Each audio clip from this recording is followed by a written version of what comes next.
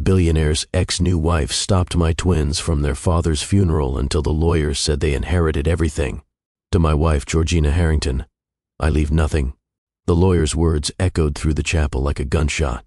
I watched Georgina's face drain of color, watched her perfectly painted mouth fall open in shock. Around us, 60 people gasped in unison. "That's impossible," Georgina screamed, shooting to her feet. Her designer black dress hugged her thin frame as she pointed one shaking finger at the silver-haired attorney. "I'm his wife. Winston would never do that to me." Theodore Beaumont didn't even flinch. He simply adjusted his reading glasses and continued in that calm, measured voice. "Furthermore, I have been instructed to read a letter Mr. Harrington left specifically for this occasion. A letter explaining exactly why his wife receives nothing." "No." Georgina's voice cracked. "No, you can't." 6 months ago, Beaumont read from the handwritten letter I discovered, evidence of my wife's affair with her personal trainer, Kyle Morrison. Every head in that oceanfront chapel turned to look at the young man sitting beside Georgina. His handsome face went completely white. "But that's not all," Beaumont continued. "I also discovered communications between my wife and her lover, communications discussing ways to accelerate my death." The chapel erupted. People were standing, shouting, demanding answers. And I just sat there with my 12-year-old twins, Fletcher and Ramona, watching the woman who had destroyed our lives finally get what she deserved. But let me back up. Let me tell you how we ended up in that chapel. Let me tell you about the cruelty that came before the justice. Because this story doesn't start with Georgina's downfall. It starts with my children being told they had no right to say goodbye to their own father. Before I continue, I need to ask you something. Have you ever watched someone you love make a choice so catastrophically wrong that it destroys everything good in their life? Have you ever been powerless to stop it? Drop a comment and let me know, because that's exactly what happened to me. And if you want to see how karma delivered the most satisfying justice I've ever witnessed, you need to stay with me until the very end of this story. Hit that like button right now, and let's get into it. 2 weeks before that Will reading, I got the phone call that changed everything. It was a Tuesday morning in November. I was making breakfast in our small kitchen in Brooklyn when my phone rang. Unknown number. I almost didn't answer. "Is this Cassandra Wilder?" A man's voice, professional and somber. "Yes, this is she." "Miss Wilder, my name is Theodore Beaumont. I'm an attorney with Beaumont and Associates. I'm calling regarding Winston Harrington." My ex-husband's name sent a jolt through my chest. I hadn't spoken to Winston in 8 months. Not since he'd called and said he needed to focus on his health and business. Not since he'd essentially cut our children out of his life. "What about Winston?" I asked, gripping the phone tighter. "I'm very sorry to inform you that Mr. Harrington passed away yesterday evening. He suffered a sudden heart attack in his office." The kitchen seemed to tilt. I reached for the counter to steady myself. "He's dead?" "Yes, ma'am. I'm terribly sorry for your loss." "Dead." Winston was dead. The man I'd married 20 years ago. The father of my children. The person who'd broken my heart and abandoned his family. Dead at 52 years old. "Miss Wilder, are you still there?" "Yes," I managed.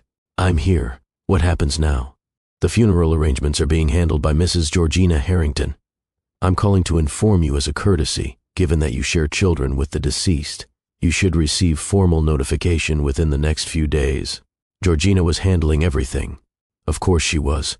The woman who'd stolen my husband and systematically poisoned his relationship with his own children was now in charge of his funeral. "Thank you for calling," I said numbly. I hung up and stood there in my kitchen, staring at the eggs burning in the pan. I should turn off the stove. I should do something. But I couldn't move. "Mom?" I turned. Fletcher stood in the doorway of the kitchen, still in his pajamas. His green eyes, so much like his father's, looked at me with concern. "Mom, what's wrong? You look weird. How do you tell a 12-year-old boy that his father is dead? How do you explain that the man who was supposed to love him unconditionally had instead chosen a new wife over his own children, and now he'd never have the chance to fix it?" "Fletcher, sweetheart, I need you to get your sister. Both of you come sit down. What's happening?" "Just get Ramona, please." He ran upstairs. I heard his feet pounding on the old wooden stairs of our brownstone. I heard him knocking on Ramona's door. "Mona, Mom needs us downstairs. Something's wrong." I turned off the stove, scraped the burnt eggs into the trash, made myself take deep breaths. They came down together. Fletcher tall for his age, all long limbs and serious expression. Ramona smaller, delicate, with long dark hair and those same green eyes. Both of them looking at me with growing fear. "Sit down, babies," I said. They sat at the kitchen table. I pulled out a chair and sat across from them. "I just got a phone call," I began. It was a lawyer. "He called to tell me that your dad passed away yesterday." Silence. Complete silence. They just stared at me. "What do you mean passed away?" Ramona finally whispered. "I mean he died, sweetheart. He had a heart attack." "No." Ramona shook her head. "No, that's not true. You're lying." "I wish I was lying, baby. I'm so sorry." "But we were supposed to see him," Fletcher said. His voice was flat, emotionless. "He said we'd have dinner soon. He promised." That promise was from 8 months ago, a promise Winston never kept. "I know, Fletcher. I know he promised." Ramona started crying. Not loud sobs, just silent tears streaming down her face. Fletcher sat perfectly still, his jaw clenched, refusing to cry. "Can we go to the funeral?" he asked. "I don't know yet." The lawyer said his wife is handling the arrangements. We should get an invitation in the next few days. "She won't let us come," Fletcher said bitterly. "Georgina hates us. She'll find a way to keep us out." "Fletcher, don't say that." "It's true, and you know it, Mom. She's the reason Dad stopped seeing us. She's the reason he broke his promises. And now she's going to make sure we can't even say goodbye." He stood up abruptly and walked out of the kitchen. I heard him running up the stairs. A moment later, his bedroom door slammed. Ramona looked at me with devastated eyes. "Is Fletcher right? Will Georgina keep us from the funeral?" "I don't know, sweetheart. But I promise you, I will do everything in my power to make sure you get to say goodbye to your father." It was a promise I wasn't sure I could keep. 3 days later, the formal notification arrived. Not a phone call, not a personal message, an email. "You are cordially invited to attend the memorial service for Winston Alexander Harrington, Saturday, November 18th at 10 a.m., Seaside Chapel, Montauk, New York." Cordially invited. Like we were distant acquaintances instead of his children, instead of the woman who'd spent 14 years of her life loving him. I showed the email to Fletcher and Ramona. "We're going," Fletcher said immediately. "I don't care what she says. We're going." "We'll all go," I assured them. "We'll get dressed up, and we'll go say goodbye to your dad properly." That Saturday morning, I woke up at 6 a.m., even though the service wasn't until 10. I couldn't sleep. I lay in bed staring at the ceiling, thinking about Winston, about the man he used to be before wealth and midlife crisis, and Georgina had changed him. I thought about our wedding day. We'd gotten married at a small courthouse in Manhattan. I wore a simple white dress from a department store. Winston wore his only suit. We had $17 between us, and dreams bigger than the city itself. He was building a software company from our garage apartment. I was supporting us with my job as a museum guide while finishing my art history degree. We were so young, 24 years old and absolutely certain that love was enough. "I'm going to build something amazing," Winston told me on our wedding night. We were eating takeout Chinese food on our apartment floor because we didn't own a table yet. "I'm going to create technology that changes how people work, and you're going to be beside me the whole time. I believe in you," I'd said. And I meant it. He did build something amazing. Harrington Technologies became one of the most successful software companies in the world, and I was beside him. For 14 years, I was beside him. Through the garage years and the first office and the expansion and the IPO, through the birth of our twins and the sleepless nights and the beautiful chaos of raising children while building an empire. I was beside him until suddenly I wasn't. Until the empire got so big that Winston couldn't see me anymore. Until he decided he needed something different, someone different. I got out of bed and went to wake the twins. Fletcher was already awake, sitting on his bed fully dressed in black pants and a white button-up shirt. He'd even attempted to tie a tie, though it was crooked. "Come here, let me fix that," I said. He stood and let me adjust his tie. As I worked, I noticed how tall he'd gotten. When did my little boy start looking so much like a young man? "Mom," he said quietly, "what if she really doesn't let us in? Then we'll figure something out. But Fletcher, no matter what happens today, I need you to remember something. Your father loved you. He made terrible mistakes, but he loved you. If he loved me, why did he leave?" It was the question he'd been asking for 3 years. The question I still didn't have a good answer for. People are complicated, sweetheart. Sometimes they make choices that hurt the people they love. It doesn't mean the love wasn't real. That doesn't make sense. I know. Love doesn't always make sense. I went to Ramona's room next. She was sitting at her small desk, looking at a photograph. When I got closer, I saw it was a picture of her and Winston from 5 years ago. They were at a park, both holding ice cream cones and smiling at the camera. I was 7, Ramona said softly. Dad took me to get ice cream after my violin recital. He said I played like an angel. You did play like an angel. You still do. Do you think he ever came to my recitals after he left? Like, secretly in the back row? My heart broke. I don't know, baby. I always looked for him. Every single recital for the past 3 years, I looked to see if maybe he came. Get dressed, sweetheart. Let's go say goodbye. She put on a simple black dress. We'd bought it 3 days ago at a department store. It was too big, but it was all we could afford on short notice. I did my best to make it fit, pinning the back and adjusting the hem. I got dressed last. Black pants, black blazer, white blouse. Simple and respectful. I looked at myself in the mirror and barely recognized the woman staring back. I looked older than 39, tired, worn down by years of struggle and heartbreak. We got in my car just after 8 a.m. The drive from Brooklyn to Montauk would take about 2.5 hours. The service started at 10. We'd have just enough time. My car was a 12-year-old Honda sedan. It made concerning noises when I accelerated. The passenger side window didn't roll down all the way. The upholstery was torn in places. But it was paid off and it ran, and that was all that mattered. We drove in silence at first. Fletcher sat in the front passenger seat, staring out the window. Ramona was in the back, twisting her silver bracelet around and around her wrist. It was a nervous habit she'd developed over the past 3 years. Tell me a good memory, I said as we merged onto the highway. Tell me something happy about your dad. Neither of them spoke for a long moment. Then Ramona said, Saturday morning pancakes. Tell me about it, I encouraged. Every Saturday when I was little before the divorce, Dad would make chocolate chip pancakes. He'd let me help crack the eggs, and he'd make silly faces with the chocolate chips on top, Mickey Mouse faces or smiley faces.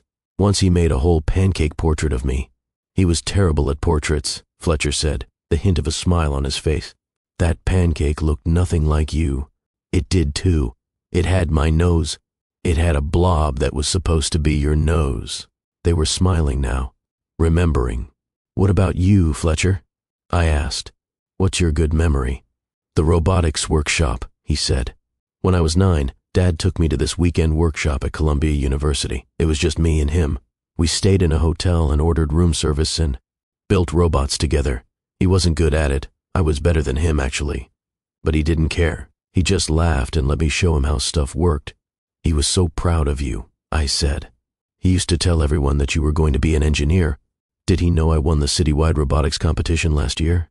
The question hung in the air. I didn't know if Winston had known. We weren't in contact anymore by then. I'm sure he knew, I said, though I wasn't sure at all. We drove on. Through Brooklyn, through Queens, onto Long Island. The landscape changed from city to suburb to small towns. The November sky was gray and heavy with clouds. As we got closer to Montauk, my anxiety grew. What would we find when we arrived? Would Georgina really try to keep the children from the funeral? Would there be a scene? Whatever happens, I said to Fletcher and Ramona, we stay calm and respectful. This is about saying goodbye to your father. That's all that matters. I hate her, Fletcher said quietly. I know, sweetheart. I hate what she did to Dad. I hate what she did to our family. I hate that she gets to decide whether we can go to the funeral. I know. I hate it too. We reached Montauk just before 9:45. The town was beautiful in that windswept coastal way. Boutique shops and seafood restaurants, beach houses on stilts, the ocean stretching endlessly to the horizon. The seaside chapel sat on a cliff overlooking the Atlantic. It was a gorgeous building, all white wood with a tall steeple and large windows facing the water. The kind of place you'd see in a magazine spread about dream weddings. The parking lot was already half full. Luxury cars everywhere. Mercedes, BMW, Tesla, Range Rovers. My little Honda sedan looked embarrassingly out of place. I parked as far from the entrance as possible. Ready? I asked. Fletcher and Ramona nodded. We got out of the car. The wind hit us immediately, sharp and cold and smelling of salt. Ramona shivered. Her dress was too thin for this weather. "Here, baby," I said, taking off my blazer and putting it around her shoulders. "But then you'll be cold." "I'll be fine." We walked across the parking lot toward the chapel. I could see people gathering near the entrance, men in expensive suits, women in designer black dresses. Everyone looked polished and wealthy and like they belonged in Winston's new world, a world that had never had room for me and the children. As we got closer, I recognized some faces. There was Richard Chen, Winston's business partner. There was Victoria Morrison, who served on the board of Harrington Technologies. There was David Park, Winston's college roommate turned chief financial officer. None of them looked at us. Or maybe they did look and quickly looked away, pretended not to see the ex-wife and the children who'd been erased from Winston's life. We reached the bottom of the chapel steps. About 70 people milled around, talking in low voices. Some were crying. Some were sharing stories. All of them were dressed in clothes that probably cost more than my monthly rent. I took Fletcher's hand on my right and Ramona's hand on my left. "Together," I said. We started up the steps.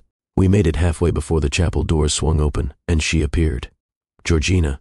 She stood at the top of the steps like she was guarding the gates of heaven itself. 37 years old and absolutely stunning. Platinum blonde hair styled in perfect waves. A black designer dress that probably cost $5,000, fitted to showcase her thin frame. 4-inch heels, diamond earrings, dark sunglasses even though the sky was overcast. She looked like she'd stepped out of a fashion magazine. Not like a grieving widow, like a model playing the role of grieving widow. Behind her, her friend Monica appeared.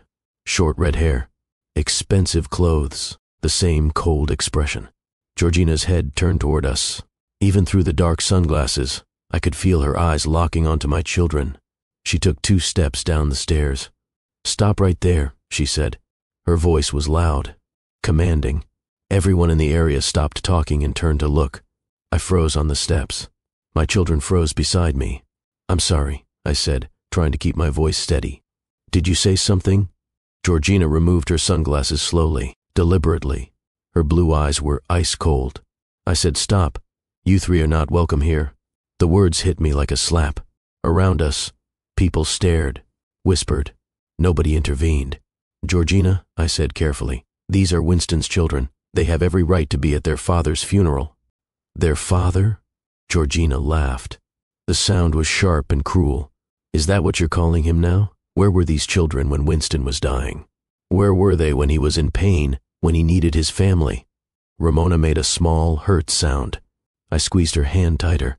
"You know exactly where they were," I said, "because you're the one who kept them away." "I kept them away?" Georgina's voice rose. "That's rich, Cassandra.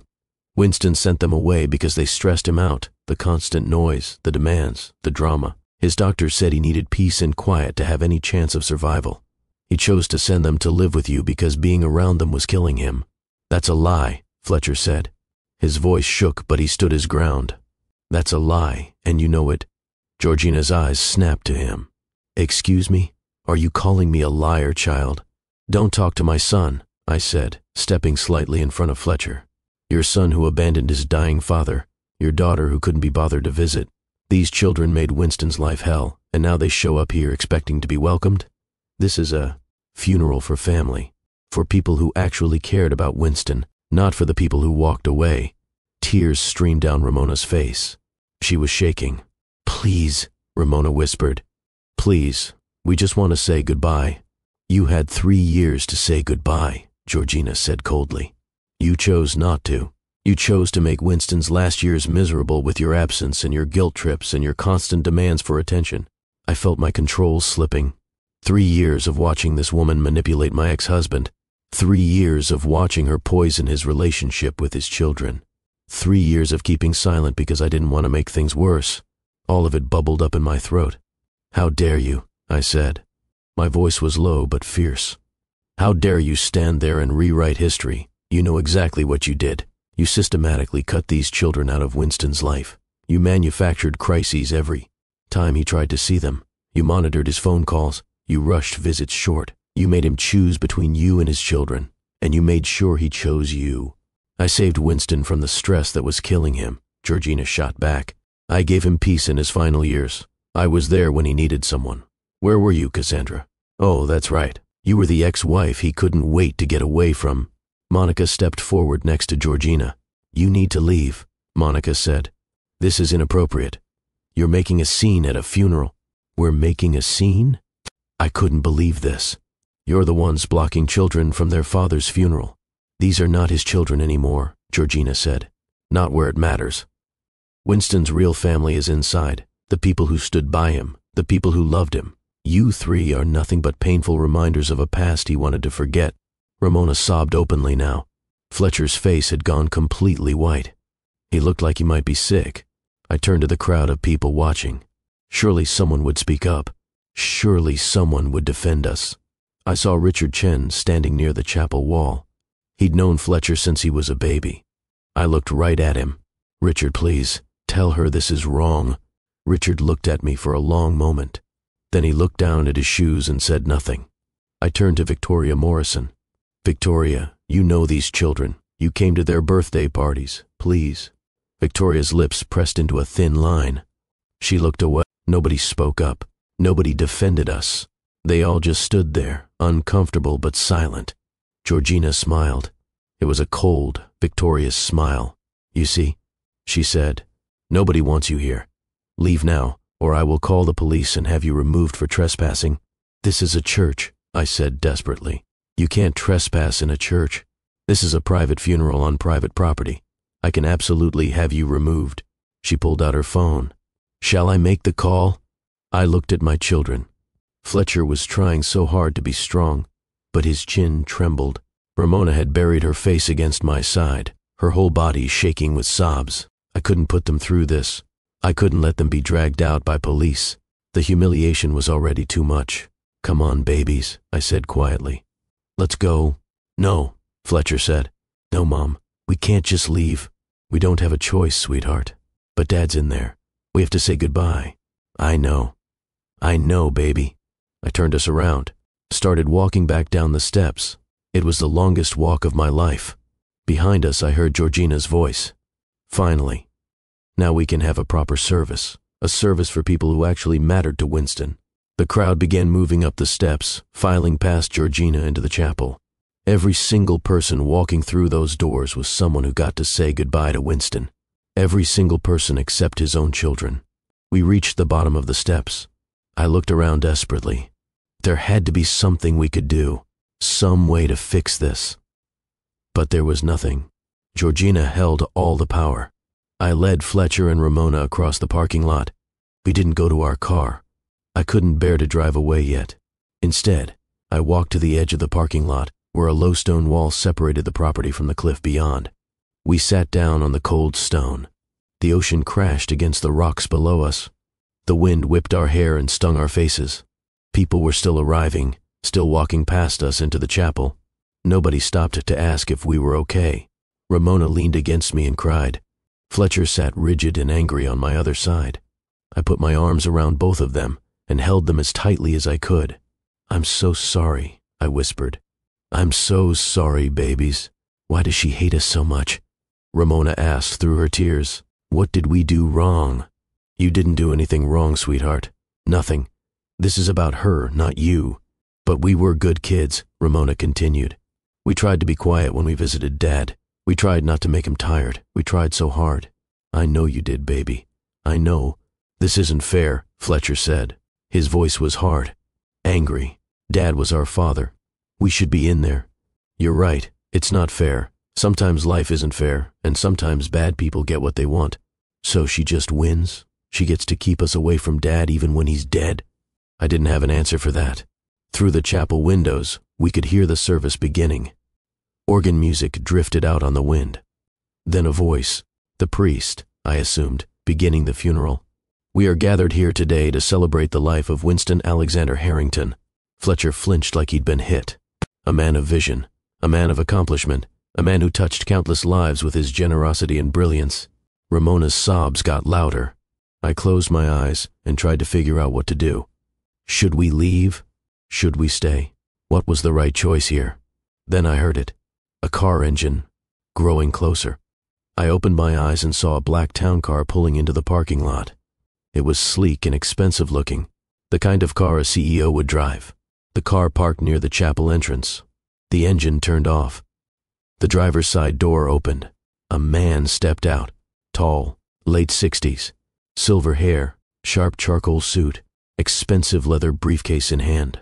He had the bearing of someone important, someone used to being listened to. He looked around the parking lot, his gaze sweeping across the luxury vehicles. Then his eyes landed on us, 3 people sitting on a stone wall, clearly in distress. He stared at us for a long moment. Then he started walking, not toward the chapel, toward us. Fletcher noticed him approaching. "Mom, someone's coming." I looked up. The silver-haired man crossed the parking lot with purposeful strides. His face was serious, but not unkind. He stopped a few feet from where we sat. "Excuse me," he said. His voice was cultured, professional. "Are you Cassandra Wilder?" I stood up quickly, wiping my face. "Yes, I'm Cassandra. Who are you?" The man reached into his jacket pocket and pulled out a business card. He handed it to me. "Theodore Beaumont, attorney at law, Beaumont and Associates." "You called me," I said, "about Winston's death." "Yes." "I'm very sorry we had to meet under these circumstances." His eyes moved to Fletcher and Ramona. "These must be Fletcher and Ramona." Both children nodded. "Mr. Harrington spoke of you often," Beaumont said gently. "He was very proud of you both." "Then why did he leave us?" Ramona asked. The question came out broken and desperate. Something shifted in Beaumont's expression. Pain, anger, determination. "Why are you sitting out here?" Beaumont asked, though his tone suggested he already knew the answer. "The service is inside. That woman won't let us in," Fletcher said bitterly. "Georgina. She says we're not welcome." Beaumont's jaw tightened. His eyes went cold. "She said that. She actually said that to you." "She said a lot worse than that," I said. "She said Winston sent the children away because they stressed him out. She said they abandoned him. She called them painful reminders of a past he wanted to forget. Then she threatened to call the police if we didn't leave." Beaumont's hand gripped his briefcase so tightly his knuckles went white. "Mrs. Wilder, I need you and the children to wait here just a little bit longer. Can you do that for me?" "Why?" "What are you going to do?" "I'm going to do what Winston asked me to do. I'm going to make sure justice is served." "I don't understand." Beaumont's face was grim but determined. "Your ex-husband knew exactly what kind of person Georgina was. He made very specific arrangements before he died. Arrangements to protect his children and expose the truth." Hope flickered in my chest for the first time that morning. "What kind of arrangements?" "You'll see very soon. Winston changed his will 6 months ago. He gave me explicit instructions about when and where to read it." "When?" I asked. "Today. Right now. At the funeral. In front of everyone." Ramona looked up with red, swollen eyes. "Does that mean we can go inside?" "Very soon, sweetheart. Very soon. First, I need to do something. Wait here. I promise you, everything is about to change." Beaumont turned and strode toward the chapel. He climbed the steps quickly, confidently. He pushed open the doors and disappeared inside. We heard his footsteps echoing in the chapel. Then the organ music stopped. Then Father O'Brien's voice stopped mid-sentence. Then we heard Theodore Beaumont's voice, clear and strong. "Ladies and gentlemen, I apologize for the interruption. My name is Theodore Beaumont, and I am the attorney for the late Winston Harrington. I have a legal obligation to read his last will and testament at this time, as he specifically requested." Inside the chapel, someone shouted. It sounded like Georgina.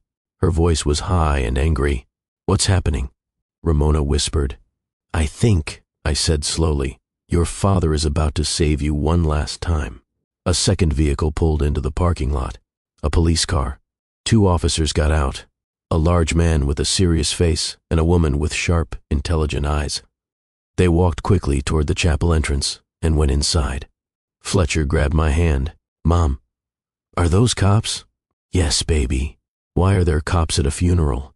"I don't know, but I think we're about to find out." We couldn't see what was happening inside, but we could hear voices rising. Georgina shouting. Beaumont's calm responses. Then a new voice. Professional, authoritative. One of the police officers. "Ma'am, you need to sit down and let the attorney do his job." More shouting from Georgina. Then silence. Then Beaumont's voice again, reading from a document. I, Winston Alexander Harrington, being of sound mind and body, do hereby declare this to be my last will and testament. Fletcher, Ramona, and I sat frozen on that stone wall, listening to words drift out through the chapel windows. I leave my entire estate to my children, Michael Robert Davis and Maya Elizabeth Davis. Wait. That wasn't right. Those weren't my children's names. No. Beaumont was reading from the wrong document, or maybe he had multiple wills to read. That must be it. To be held in trust until they reach the age of 25, Beaumont continued.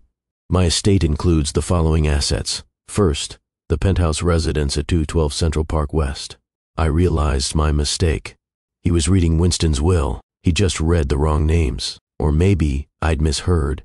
Second, the beach house at 47 Dune Road, Montauk. Third, the property at 15 Aspen Mountain Road, Aspen, Colorado. Fourth, the yacht Heritage, currently docked at the Montauk Yacht Club. Through the window, I could see Georgina standing. Her silhouette was rigid, tense. Fifth, all shares and holdings in Harrington Technologies, currently valued at approximately $2.3 billion. Gasps echoed from inside the chapel. $2.3 billion. I had known Winston was successful, but I hadn't realized the company had grown that large. Sixth, all liquid assets, bonds, and investment portfolios held in my name. Seventh, all vehicles registered to me. Eighth, all personal property, artwork, and collectibles. Beaumont paused. Then his voice continued, softer now. To my ex-wife, Cassandra Wilder, I leave a trust fund of $50 million, as compensation for the years of devotion she gave me and as gratitude for raising our children to be good, kind humans. I also leave her the brownstone property in Brooklyn where she currently resides, with all mortgages satisfied. Tears blurred my vision. The brownstone. Winston had kept it in the divorce, and I'd been renting it from him for 6 years. Always one bad month away from losing it. And now, it was mine, free and clear. To my wife, Georgina Harrington, Beaumont read, and his voice cooled noticeably. I leave nothing. Even from outside, we heard the chapel erupt. People gasping, exclaiming, turning to each other in shock. Georgina's scream cut through everything. That's impossible. That's a lie. Winston would never do that to me. Mrs. Harrington, Beaumont's calm voice responded, this will was executed 6 months ago. It was signed in my office in the presence of 3 witnesses and notarized according to New York state law. I don't care. Winston wasn't in his right mind. He was sick. He was manipulated. Actually, Mrs. Harrington, Mr. Harrington was evaluated by 3 separate physicians before executing this will. All 3 confirmed he was of sound mind and clear judgment. Their signed statements are attached to the will. This is insane. I'm his wife. I have rights. You do have rights, Mrs. Harrington. You have the right to contest the will if you choose. However, I should inform you that Mr. Harrington anticipated such action. He left a letter to be read at this service, a letter explaining his decisions. No, Georgina said. Her voice cracked. No, you can't read that. I'm afraid I must. It was Mr. Harrington's explicit wish. Ramona looked at me with huge eyes. Mommy, what's happening? I hadn't heard her call me Mommy in years, only when she was scared or very young. I think your father left you everything, baby. I think he made sure you were protected. But the lawyers said different names, Michael and Maya. I think I misheard, sweetheart. But I hadn't misheard. I was certain of it. Beaumont had said Michael Robert Davis and Maya Elizabeth Davis, not Fletcher Winston Harrington and Ramona Elizabeth Harrington. Unless that story I'd written, that reimagining of another family's tragedy, had somehow bled into my consciousness. Unless I was confusing stories in my grief. I shook my head. Focus, Cassandra. Focus on what's happening now. Inside the chapel, Beaumont was speaking again. The letter reads as follows. To my beloved children, Fletcher and Ramona. There. He said their names correctly this time. I had been confused. If you are hearing this, then I have run out of time. Time to explain. Time to fix my mistakes. Time to be the father you deserved. Ramona started crying again. But these tears were different. Softer. More bittersweet than anguished. 3 years ago, I made the worst decision of my life. I left your mother, a woman of integrity, intelligence, and grace, for Georgina. I was flattered by her attention. I was going through a crisis, feeling old and obsolete as the tech world moved faster than I could keep up. Georgina made me feel young and relevant. She was beautiful and exciting, and I was a fool. Murmurs rippled through the chapel. I could imagine the faces, the shock, the gossip that would spread through Manhattan society. Within months of our marriage, I began to see the truth. Georgina wasn't interested in me. She was interested in my money, my status, my connections. She began controlling my schedule, my communications, my access to you. Every time I planned to see you, she manufactured a crisis. Every time I wanted to call, she reminded me of some urgent meeting or event. Fletcher gripped my hand so tightly it hurt. I was weak. I let her manipulate me. I told myself it was easier to go along, to avoid conflict. But 6 months ago, something happened that opened my eyes completely. Beaumont paused. The chapel was completely silent. I hired a private investigator, not to follow Georgina, but to protect my company from a potential data breach. What the investigator found instead was evidence of Georgina's affair with her personal trainer, Kyle Morrison. Chaos erupted inside the chapel, people shouting, chairs scraping, Georgina screaming denials, and another voice, a man's voice, younger, panicked. We didn't. This is crazy. Kyle, her lover. He was inside the chapel. The investigator provided me with photos, videos, hotel receipts. Beaumont continued reading over the noise. Credit card statements showing thousands of dollars spent on gifts for her lover. All my money. All while she played the devoted wife. Lies. Georgina shrieked. All lies. But even that wasn't the worst discovery, Beaumont read. The chapel fell silent again, waiting. The investigator also uncovered communications between Georgina and Kyle. Communications discussing ways to accelerate my death. Horror rippled through the crowd, through me, through everything. No, I whispered. Communications discussing increasing my blood pressure medication to dangerous levels, discussing staging an accident, discussing how they would split my fortune once I was gone. The chapel exploded again. But this time it was different. This time it was outrage, disgust, demands for justice. We stood up from the stone wall, started walking toward the chapel. We had to see this, had to witness it. As we approached, the chapel doors opened. The female police officer stepped out, and she wasn't alone. She had Georgina by the arm. Georgina's perfect facade had completely shattered. Her makeup was smeared. Her hair was disheveled. Her face was red and twisted with rage and fear. Behind them, the male officer emerged with a young man, mid-30s, handsome in a generic way, wearing an expensive suit that Georgina had probably bought him with Winston's money. Kyle. The officers were reading them their rights. Georgina Harrington, Kyle Morrison, you're being detained for questioning in connection with the death of Winston Harrington. This is insane. Georgina screamed. I didn't kill him. He had a heart attack. His doctor said he had a heart attack. That's what we're going to investigate, ma'am. Another person emerged from the chapel. A woman in her 50s wearing a medical examiner's badge. Mr. Harrington did die of cardiac arrest, she said, her voice professional and clear. However, the autopsy I performed revealed unusually high levels of certain medications in his system, levels inconsistent with his prescriptions, levels that suggest possible deliberate overdose. The Manhattan District Attorney's Office has opened a formal investigation into the possibility of homicide.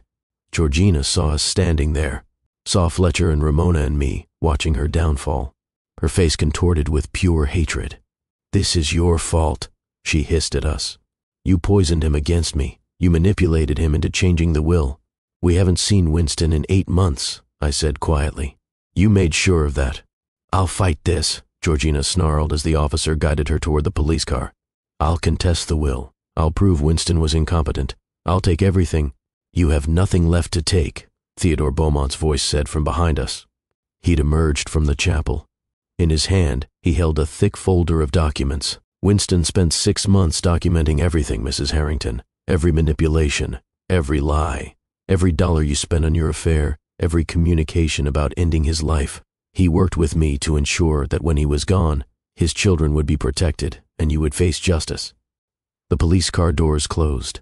Georgina and Kyle sat in the back seat, separated by a barrier.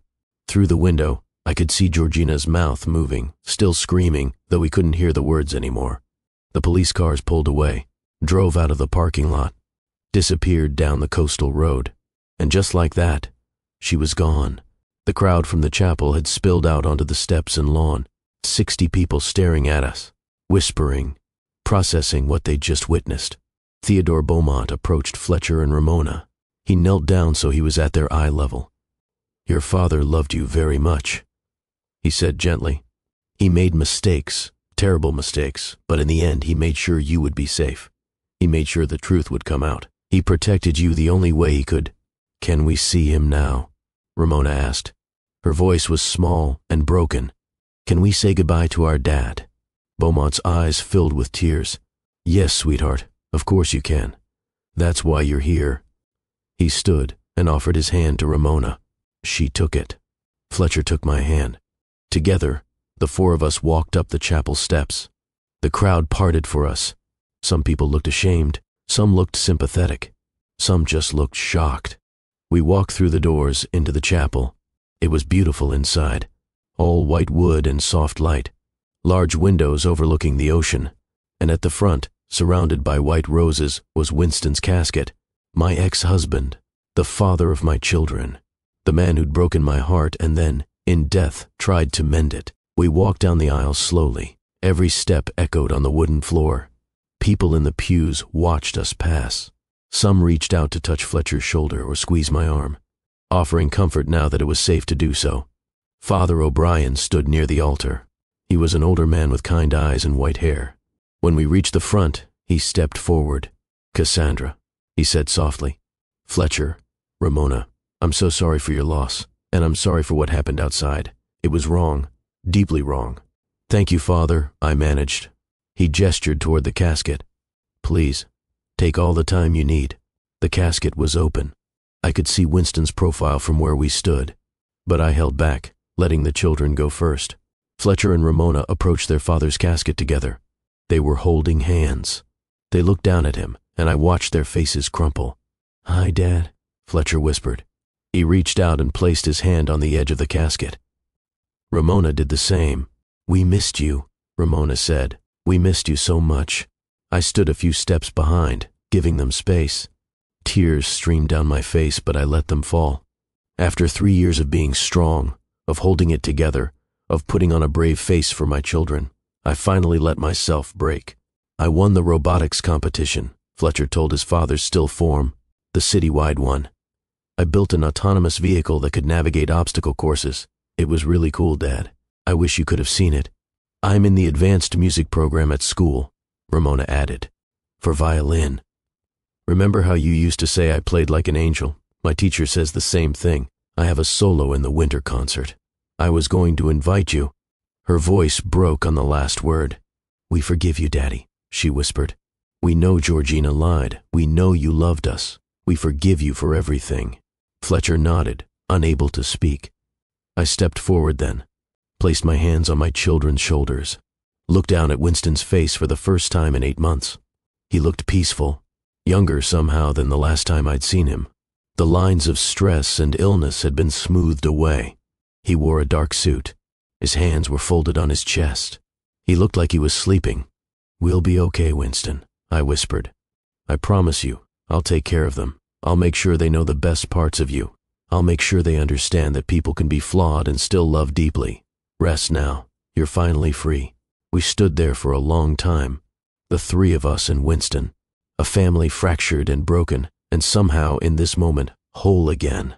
Behind us, the chapel had filled with quiet, respectful, giving us the space we'd been denied. Finally, Fletcher stepped back. "Goodbye, Dad," he said.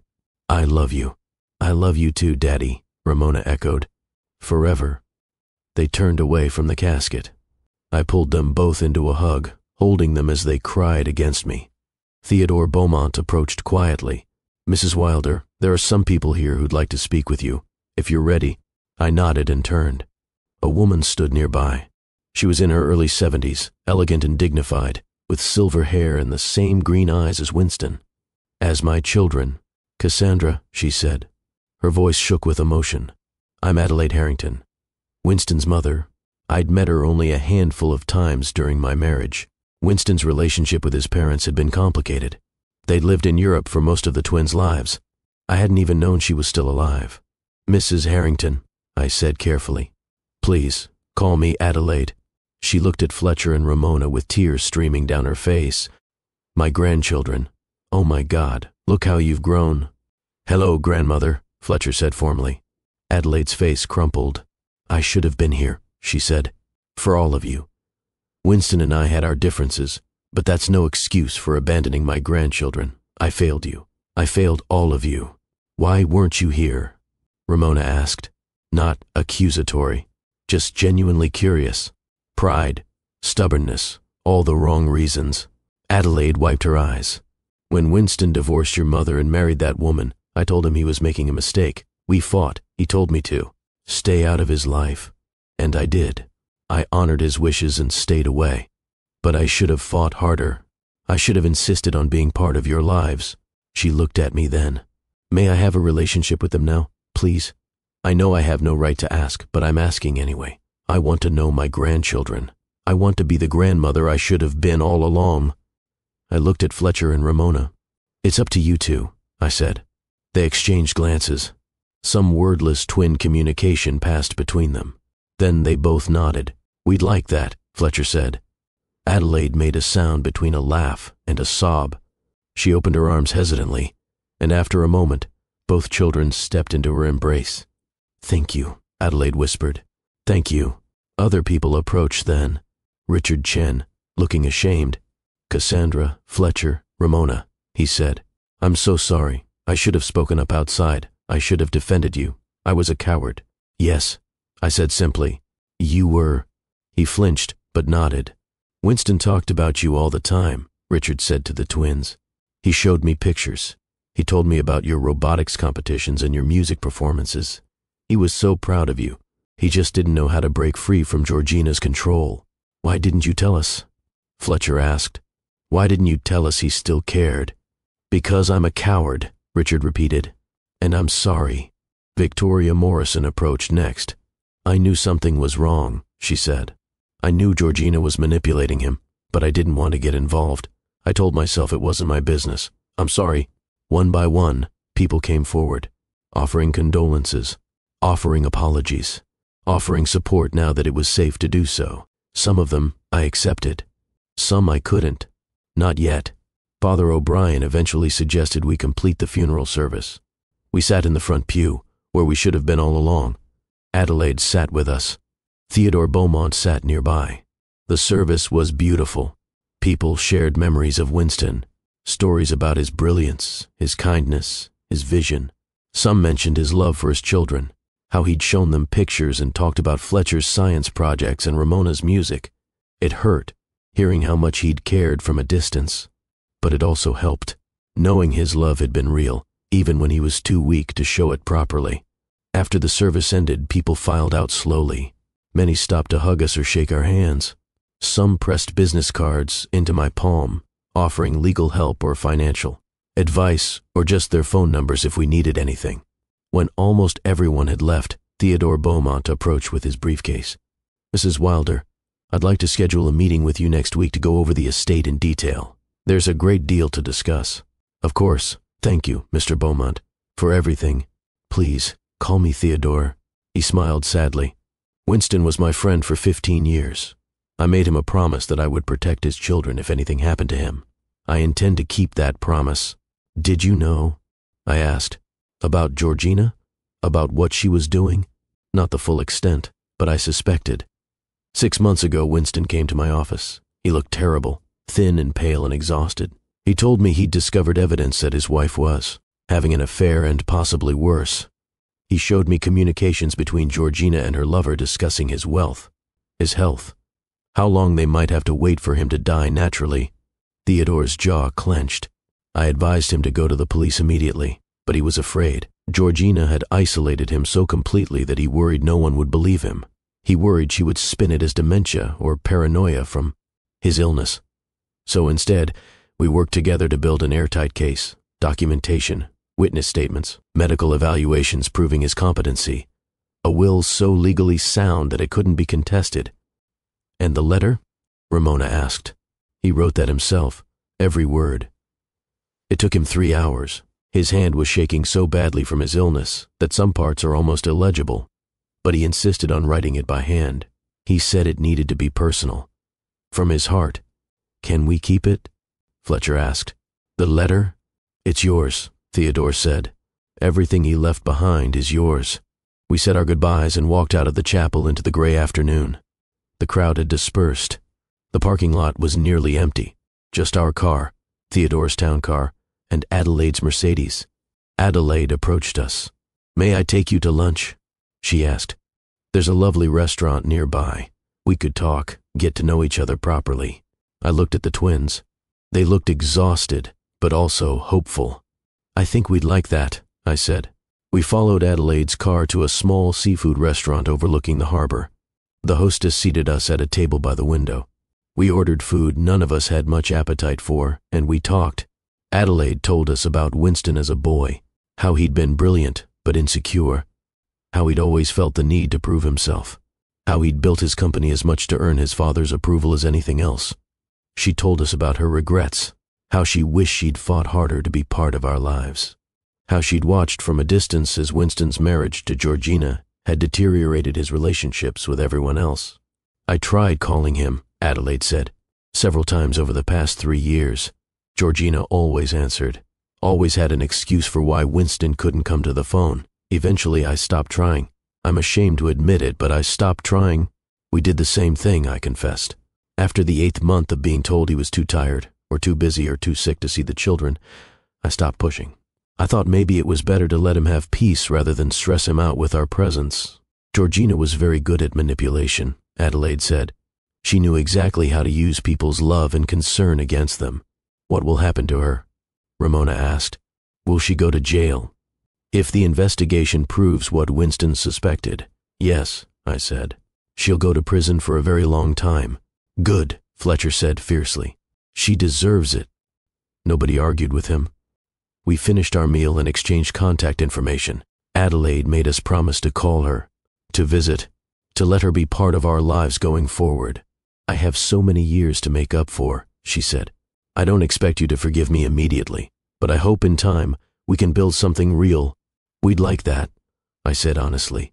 The drive back to Brooklyn was quiet. The twins fell asleep in the car, exhausted from the emotional roller coaster of the day.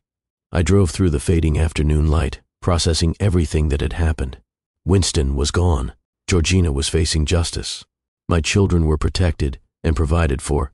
Everything had changed in the span of a few hours. When we got home to our brownstone, our home that was now truly ours, I helped the sleepy twins upstairs. Fletcher went to his room without a word. Ramona paused at her door. "Mom?" she said. "Yes, baby. Do you think Dad knew what would happen today? Do you think he planned for us to see Georgina arrested?" "I thought about it. I think your father wanted to make sure the truth came out. I think he wanted to protect you from her. Whether he knew exactly how it would play out, I don't know, but he made sure you'd be safe." "I'm glad," Ramona said. "I'm glad everyone knows what she did." She went into her room and closed the door softly. I went to my own room and sat on the edge of my bed. I pulled out the business card Theodore Beaumont had given me, stared at it. $50 million. A trust fund for me, and everything else for the twins. Money wouldn't bring Winston back. It wouldn't erase the 3 years of pain and alienation. It wouldn't give my children back the time they'd lost with their father. But it would give us security, options, freedom. I thought about going back to school, finishing my art history degree that I'd abandoned when the twins were born, maybe teaching, maybe opening a small gallery. The future suddenly felt open in a way it hadn't in years. My phone buzzed. A text from an unknown number. "Mrs. Wilder, this is Theodore Beaumont. I wanted to make sure you and the children arrived home safely. Please don't hesitate to call if you need anything. Also, I'm emailing you Winston's letter. He wanted you to have a copy as well. Take care." A moment later, my email notification chimed. I opened it. There was the letter. Winston's handwriting, shaky but determined. His final words to our children. And below it, another attachment. A letter addressed to me. My hands trembled as I opened it. "Dearest Cassandra, if you're reading this, then Theodore has done what I asked and revealed the truth about Georgina. I hope my children are with you. I hope they're safe. I hope they can forgive me. I need you to know something. Leaving you was the worst mistake of my life. Every day since our divorce, I've regretted it. Every night I've thought about what I destroyed. Our marriage wasn't perfect, but it was real. It was built on genuine love and partnership. What I had with Georgina was an illusion, a fantasy I mistook for something real. By the time I realized my mistake, I was trapped. Georgina had isolated me so completely that I didn't know how to break free. She controlled my schedule, monitored my communications, manufactured crises whenever I tried to see Fletcher and Ramona. I was weak and sick, and I let her win. But 6 months ago, I decided enough was enough. I couldn't force her out of my life without proof of her betrayal. I couldn't bring the children home without first ensuring they'd be protected from her. So I worked with Theodore to build a case, to document everything, to ensure that when I was gone, the truth would come out and our children would be safe. I know this is too little, too late. I know money and property don't make up for lost time, but it's all I have left to give. Cassandra, you are an extraordinary woman. You deserved so much better than what I gave you. You deserved a partner who appreciated your strength, your intelligence, your grace. Instead, you got a coward who ran away when things got difficult. I hope you'll find happiness again. Real happiness, with someone who sees your worth and never takes it for granted. Take care of our children. I know you will. You always have. With love and regret, Winston. I read the letter 3 times. Then I folded my laptop closed and lay back on my bed. The tears came then. Not angry tears or grieving tears. Something more complex. Tears for what was lost. Tears for what might have been. Tears for a good man who'd made terrible choices and tried, in the end, to make them right. I forgive you, Winston, I whispered to the empty room. I forgive you, and I meant it. The morning after the funeral, I woke up to silence. It was the kind of silence that feels heavy, significant, like the world had shifted overnight and was waiting to see what we'd do next. I made coffee and sat at the kitchen table. The brownstone creaked around me, familiar sounds in what was now truly our home. No landlord, no mortgage payments looming, just ours. My phone had 17 missed calls, news outlets, reporters who'd somehow gotten my number. I deleted the voicemails without listening. At 8:30, Fletcher came downstairs. His eyes were red and puffy, but he'd gotten dressed. Black jeans and a hoodie. He looked older than 12. Grief does that to children. Morning, Mom. Morning, baby. You want breakfast? Not really hungry. He sat down across from me anyway. We sat in silence for a few minutes. So we're rich now, Fletcher finally said. Your father left you and your sister very well provided for, yes. Billions of dollars. That's what the lawyer said. 2.3 billion. That money is in a trust. You won't have full access until you're 25, but yes, it's there for you. Fletcher picked at a scratch on the table surface. Does that make us bad people, getting rich because Dad died? Oh, sweetheart, no. You didn't want your father to die. You would give every penny back to have him alive and healthy, wouldn't you? Yeah. I would. Then no, it doesn't make you bad people. Your father worked very hard to build his company. He wanted to make sure you were taken care of. That's what parents do. Did you know? Fletcher asked. About Georgina trying to kill him? No, I had no idea. I knew she was manipulative and cruel. I knew she was isolating your father from everyone who loved him. But murder? I never suspected that. Do you think she really did it? Or do you think maybe Dad was just paranoid because he was sick? I considered the question carefully. Fletcher deserved honesty. I think the investigation will determine the truth. But your father was examined by 3 doctors who all said he was mentally competent. He hired a private investigator who found actual evidence. Text messages, plans. So yes, I think she probably did exactly what he suspected. Fletcher's hands clenched into fists. I hate her. Is that wrong, to hate someone this much? No, baby, it's not wrong. What she did was hateful. She deserves your anger. But you always say hate is bad. You say it poisons the person who feels it. I do say that, and it's true. Hating Georgina won't hurt her. She's already going to face consequences for what she did. Your hate will only hurt you. But feeling that hate right now, that's normal, that's human. You don't have to forgive her. You just eventually have to let go of carrying that anger around like a weight. How do I do that? Time, therapy, talking about it. We'll figure it out together. Ramona came downstairs then. She wore pajamas and had dark circles under her eyes. She looked like she hadn't slept at all. "Morning, Mona," I said gently. She didn't respond, just went to the refrigerator, poured herself orange juice, and sat down at the table. "You okay, sweetheart?" I asked. "No." Her voice was flat. "I'm not okay. My dad is dead. The woman he married tried to murder him. Everyone knows our business. Reporters are calling. Kids at school are going to ask questions. Nothing is okay." "You're right. I'm sorry. That was a stupid question." We sat in heavy silence. 3 people who'd been through hell and had no idea what came next. My phone rang. "Theodore Beaumont." "Excuse me," I said to the twins. "I need to take this." I walked into the living room. "Hello, Theodore." "Good morning, Cassandra. I'm sorry to call so early. I wanted to check in. How are you all doing?" "We're processing. It's a lot. I can imagine. Listen, I need to give you some information. The district attorney's office contacted me this morning. They've formally charged Georgina Harrington and Kyle Morrison with conspiracy to commit murder and attempted murder." My stomach dropped. "Attempted murder? So they have proof she actually tried to kill him?" The medical examiner found evidence of medication tampering. Winston's blood pressure medication had been altered.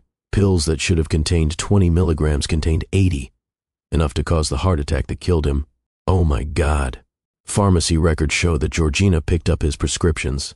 Text messages between her and Kyle discuss the dosage changes. The DA believes they have enough for a conviction. What happens now?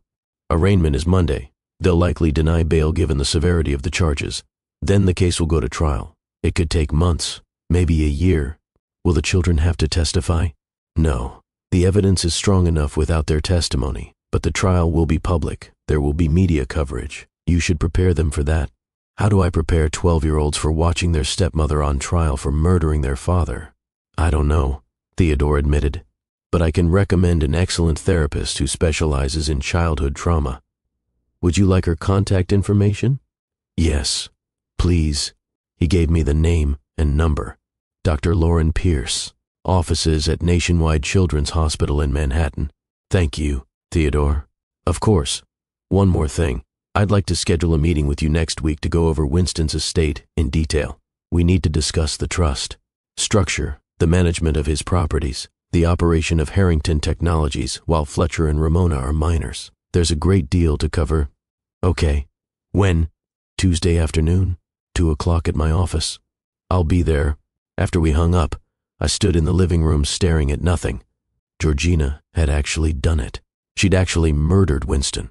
I thought about the man I'd married, the young, ambitious dreamer who'd worked 18-hour days to build something from nothing, who'd held our babies in the hospital with tears streaming down his face, who'd taught Fletcher to ride a bike and had tea parties with Ramona. That man had died alone, poisoned by a woman he'd trusted, a woman he'd chosen over his family. The injustice of it burned in my chest. I called Dr. Lauren Pierce and scheduled appointments for all 3 of us. Individual sessions for Fletcher and Ramona, family sessions for all of us together, starting next week. Then I went back to the kitchen where my children sat in miserable silence. That was Theodore, I said. Georgina and Kyle have been formally charged with your father's murder. Fletcher looked up sharply. So it's real. She really did it. Yes, baby. She really did. Good, he said fiercely. I hope she goes to prison forever. The trial will be public, I continued. There will be news coverage. People at school might ask questions or say things. We need to prepare for that. Can we not go to school? Ramona asked. Please. I can't face everyone right now. You can take the rest of this week off. But next week, we need to try to get back to normal routines. Nothing's ever going to be normal again, Ramona said. She wasn't wrong. The next few days were a blur of phone calls, legal documents, and media circus. News vans parked outside our brownstone. Reporters knocked on our door. Neighbors we barely knew suddenly wanted to talk, to offer condolences, to get the inside story they could sell to tabloids. I kept the curtains closed. Didn't answer the door. Protected my children the only way I could. Adelaide called every day, sometimes twice a day, checking in, offering support. On Wednesday, she drove to Brooklyn and brought groceries, home-cooked meals, and genuine concern. How were they really doing? She asked when the twins were upstairs. Ramona cries herself to sleep every night. Fletcher hasn't cried at all since the funeral. He's holding everything inside. I'm terrified about what happens when he finally breaks. And you, how are you doing? I don't know. I loved Winston once. I divorced him. I was angry at him for years, but I never wanted this. I never wanted him dead. Of course you didn't. You're a good person, Cassandra. Better than my son deserved, honestly. He wasn't always bad. The man I married was good. Flawed, but good. Adelaide's eyes filled with tears. I failed him. His father and we pushed him so hard, always demanding more success, more achievement, more proof that he was worthy. We created this need in him to prove himself. That need made him vulnerable to someone like Georgina. You can't blame yourself for her evil. No. But I can acknowledge my part in creating the circumstances that led him to her. She stayed for dinner. We ate Adelaide's homemade lasagna and tried to talk about normal things. School, hobbies, anything but death and trials and murder. It almost worked. Monday morning came, arraignment day. Theodore called to update me. Georgina and Kyle had both pled not guilty. Bail was denied.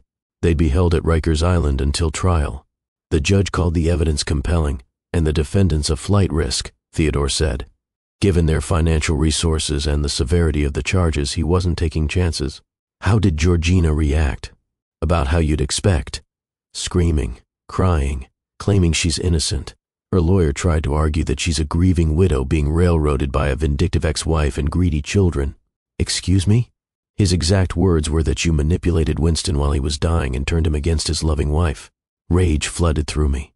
Hot and fierce. That's absurd. I hadn't seen Winston in 8 months. Georgina made sure of that.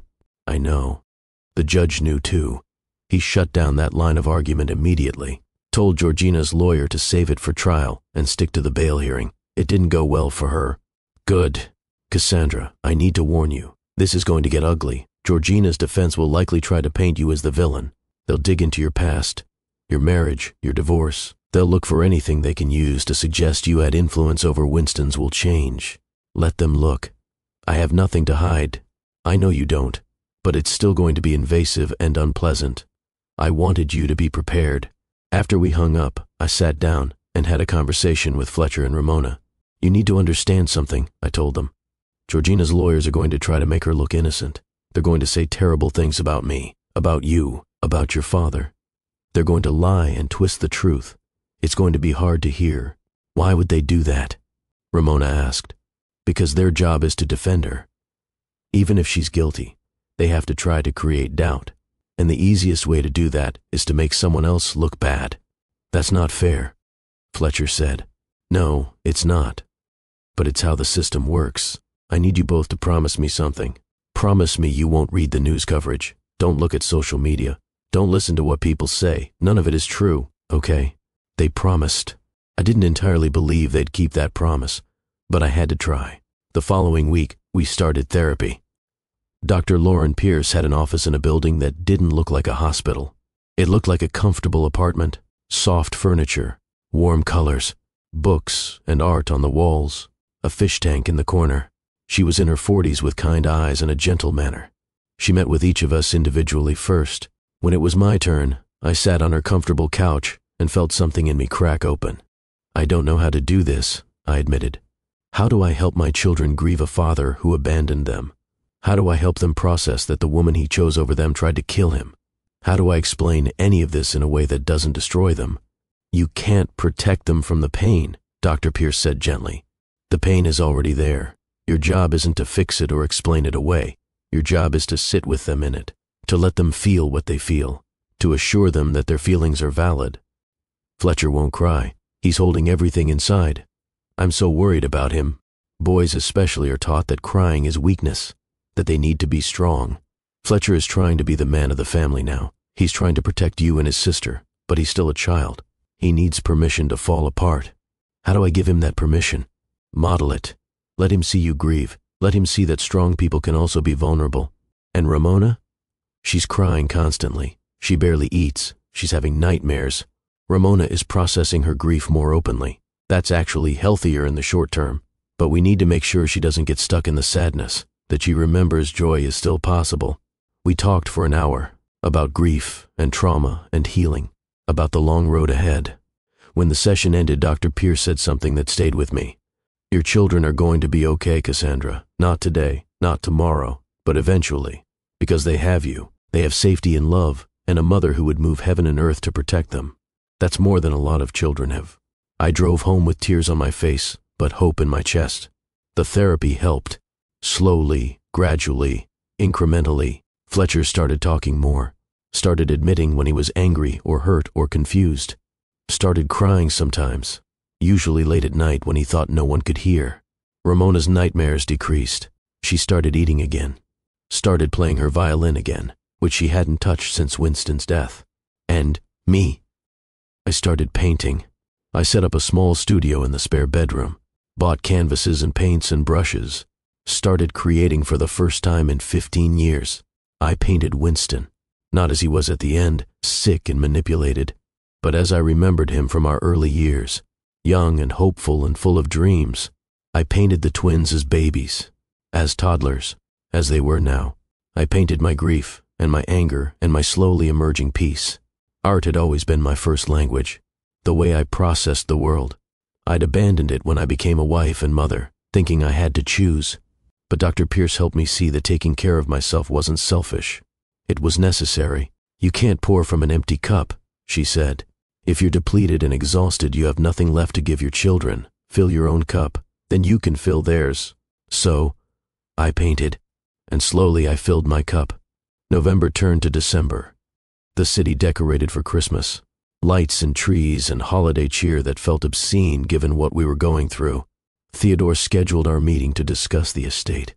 I took the subway into Manhattan on a gray Tuesday afternoon. His office was in a building overlooking Central Park. Mahogany furniture, leather chairs, floor-to-ceiling windows with views of the city. "Thank you for coming," Theodore said, gesturing to a chair. "I know this is overwhelming, but we need to make some decisions about how to manage Winston's assets." He spread documents across his massive desk. Financial statements, property deeds, stock portfolios. "Let's start with the immediate situation," Theodore began. "The trust currently holds approximately $2.4 billion. That includes the valuation of Harrington Technologies stock, liquid assets, bonds, and investment portfolios. The company continues to operate and generate profits. Last quarter alone added $30 million to the trust." My head spun. Those numbers didn't feel real. "The properties need to be maintained," Theodore continued. "The Central Park penthouse, the Montauk Beach house, the Aspen property. There are also 2 vehicles, the yacht, and various other assets. All of this costs money to maintain. Insurance, property taxes, upkeep." "How much are we talking about?" "Approximately $1 million annually across all properties." "That's insane." "It is, which is why you have options. You can sell some or all of the properties. You can rent them out, or you can maintain them until Fletcher and Ramona are old enough to decide what they want to do. What would you recommend?" "Keep the Montauk house." It was Winston's favorite. He bought it specifically thinking about family vacations with the children. "Sell the others if you don't plan to use them. Invest the proceeds to grow the trust." "Okay, that makes sense." As for Harrington Technologies, the company is being managed by the board of directors. Richard Chen is serving as interim CEO. The company is stable and profitable. When Fletcher and Ramona turn 25, they'll have the option to take active roles in the company or continue to hold passive ownership. Fletcher loves technology. He might want to be involved someday. That's wonderful. We'll make sure he has mentoring opportunities when he's older, internships, exposure to how the business operates. We talked for 2 hours about investments and tax strategies and trust management, about college funds and living expenses and what I was allowed to access for the children's needs. "You can use trust funds for anything that directly benefits Fletcher and Ramona," Theodore explained. "Education, medical care, extracurricular activities, therapy, even things like family vacations or a larger home if needed. You're the trustee. You make those decisions. But you need to document everything. Keep receipts, maintain records. The children will have the right to audit the trust when they come of age." "I don't want their money," I said. "The $50 million Winston left me is more than enough for my needs. I want their inheritance protected for them." "That's admirable," Anne noted. "But don't be afraid to use the resources available for their well-being. That's what Winston wanted." Before I left, Theodore handed me a folder. "This is everything Winston left for you and the children. Letters, photos, some videos he recorded in the last months of his life. He He wanted you to have them when you were ready. That night, after the twins were asleep, I opened the folder. Inside were dozens of photographs. Winston with newborn twins in the hospital. Winston teaching toddler Fletcher to stack blocks. Winston and little Ramona covered in finger paint. Family pictures from birthdays and holidays and ordinary days. Pictures from our marriage I'd thought were lost. There were letters too. Some addressed to me, some to Fletcher, some to Ramona, all written in Winston's shaky handwriting. I read them all. They were full of regret and love, apologies and explanations, memories and wishes for the future. One letter to Fletcher talked about the robotics competition, how Winston had attended secretly, sitting in the back row, how he'd watched Fletcher win and felt pride so intense it made his chest ache. One letter to Ramona described listening to recordings of her violin performances, how her music had brought him comfort in his darkest days, how he believed she had a gift that would touch the world. The letters to me were harder to read. I know I destroyed the best thing in my life, one letter said. I know leaving you for Georgina was the act of a fool. If I could go back, I would choose differently. I would choose you. I would choose our family. Every time. Another letter described his regret. I missed 3 years of our children's lives. 3 years I can never get back. 3 Christmases, 3 birthdays each. Violin recitals and robotics competitions and ordinary Tuesday dinners. I missed it all because I was too weak to stand up to a manipulative woman. I will regret this for whatever time I have left, and I suspect I'll regret it beyond death. The last item in the folder was a USB drive. I plugged it into my laptop. Video files, dated from 6 months ago to 2 weeks before Winston's death. I clicked on the first one. Winston's face filled the screen. He was in his penthouse office, thin and pale, but his eyes were clear and focused. Hello, Cassandra. Hello, Fletcher. Hello, Ramona. If you're watching this, then I'm gone. I'm sorry for that. I'm sorry for a lot of things. He coughed, took a drink of water. I wanted to leave you with something more than money and property. I wanted to leave you with the truth, with explanations, with love. I watched all 6 videos. Some were short, just a few minutes. Some were longer, nearly an hour. In them, Winston talked about his life, his regrets, his hopes for the children's futures. He talked about meeting Georgina and how flattered he'd been, how he'd mistaken infatuation for love. She made me feel young, he admitted, important, desired. I was 50 years old and terrified of becoming obsolete. And here was this beautiful woman who seemed to think I was amazing. It went to my head. He talked about realizing his mistake. Within 6 months, I knew I'd made a terrible error, but I was too proud to admit it, too embarrassed to crawl back to you and beg forgiveness. So I stayed. And she tightened her control. Slowly. So slowly, I barely noticed until it was too late. He talked about the systematic alienation from his children. Every time I planned to see Fletcher and Ramona, Georgina manufactured a crisis, a business emergency, a social obligation, something that made me cancel. After a while, I stopped trying. It was easier to give in than to fight. I was already so tired from fighting the cancer. I had no energy left to fight her too. He talked about discovering the affair. I felt vindicated at first, proof that she was as terrible as I'd started to suspect. But then I found the messages about ending my life, about accelerating my death, and I felt fear, real, genuine fear. I was trapped in my home with a woman who wanted me dead. He explained his plan. I couldn't leave. She'd made sure I was too isolated, too weak. If I tried to divorce her, she'd paint me as a paranoid, demented old man. Nobody would believe me. So I did the only thing I could.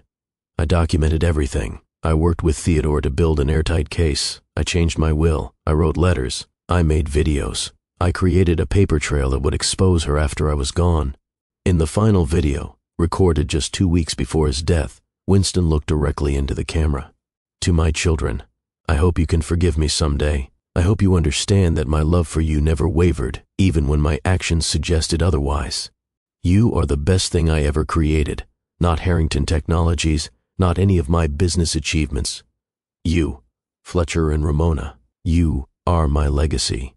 Tears streamed down my face. And Cassandra, my first love, my best love. Thank you for giving me the best years of my life. Thank you for raising our children to be good humans. Thank you for being strong when I was weak. I loved you then. I love you still. I will love you beyond death. I'm sorry I forgot that for a while, but I never really forgot. I just lost my way. The video ended. I closed my laptop and sat in the dark living room of our brownstone. Outside, the city hummed with life. Inside, I grieved for what was lost and what might have been. But underneath the grief, something else grew. Something that felt like closure, like peace. Winston had been flawed and foolish and weak, but he'd also been human. He'd made terrible mistakes, but he'd tried to fix them. He'd loved imperfectly, but he'd loved truly. And that was enough. It had to be enough. Christmas came and went quietly. Adelaide joined us. We exchanged small gifts and ate too much food and tried to find joy despite everything. The twins seemed lighter. Therapy was helping. Time was helping. They laughed sometimes now. Genuine laughter, not the forced kind. In January, I made a decision. I enrolled in a graduate program at NYU, art history, the degree I'd abandoned 15 years ago when I got pregnant with the twins. Are you sure? Doctor, Pierce asked during our session. That's a lot to take on right now. I need something for me, I said. Something that's mine, not as Fletcher and Ramona's mother, not as Winston's ex-wife, just me, Cassandra, the person I was before all of this. Then I think it's wonderful. I also started looking at spaces for an art gallery, something small, something I could manage part-time while the children were in school. The trust fund Winston left me made it possible. I didn't have to worry about money anymore. I could pursue dreams I'd set aside. It felt strange, liberating and guilty at the same time. Why do I feel bad about being happy? I asked Dr. Pierce. Because happiness feels like betrayal when you're grieving. But Winston wanted you to be happy. He said so in his letters. He wanted you to build a good life. Honoring that wish isn't betrayal. It's healing. February brought news about the trial. It was scheduled for June, 5 months away. Theodore prepared me for what to expect. The prosecution's case is strong. They have the medical evidence, the text messages, the financial records, the pharmacy documentation, Winston's testimony via his letters and videos. It's overwhelming. So why is this going to trial? Why doesn't she just plead guilty? Pride, desperation. Her lawyer probably advised a plea deal, but Georgina refuses to admit guilt. She genuinely believes she can convince a jury that Winston was paranoid and vindictive. That's insane. Yes. But her delusion works in our favor. The more she denies, the worse she looks. What about Kyle? He's cooperating. His lawyer negotiated a plea deal. He'll testify against Georgina in exchange for a reduced sentence. Probably 12 to 15 years instead of life. He's getting off easy. He didn't mastermind the murder. He was a weak, greedy fool who went along with it. But Georgina was the architect. She's the one who calculated doses and tampered with medication. Kyle just stood by and let it happen. Still seems too light. I agree. But that's the justice system. Cooperation gets rewarded. The twins were doing better. Fletcher joined the robotics club at school. Ramona auditioned for the youth orchestra and made first chair violin. They had good days and bad days. Days when grief hit them hard and unexpected. Days when they seemed almost normal.